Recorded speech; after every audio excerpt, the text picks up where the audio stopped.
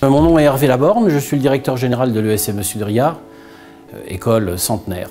Qu'est-ce que c'est que les assises de l'ESME? C'est un événement qui a lieu tous les ans et qui, pour les 2 dernières années plus cette année, concerne le développement durable.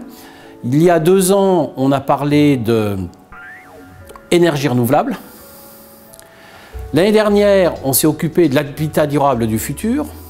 Les enjeux de l'habitat durable et de tout le cadre bâti dans les 20, 30, 40, 50 prochaines années sont extrêmement importantes en termes d'énergie.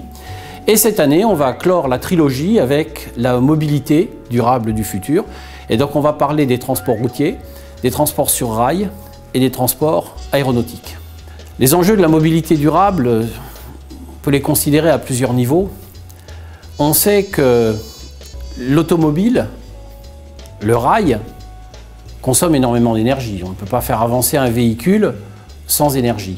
On sait aussi qu'à un horizon plus ou moins lointain ou plus ou moins proche, les ressources pétrolières vont s'éteindre. Ou en tout cas, on ne pourra plus trouver du pétrole à un prix raisonnable, comme c'est le cas actuellement. Donc le véhicule électrique est une possibilité. Reste à savoir où on va trouver l'énergie pour le véhicule électrique.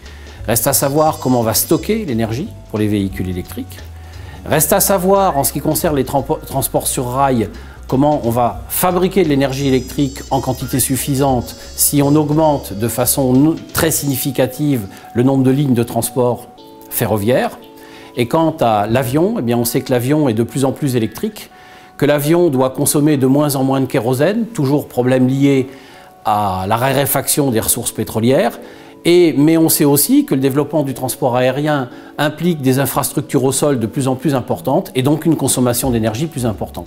Et là, on attendra avec impatience qu'EDF nous dise un petit peu ce qu'il en pense et comment on va faire pour faire face à cet accroissement de la demande d'énergie d'une manière générale.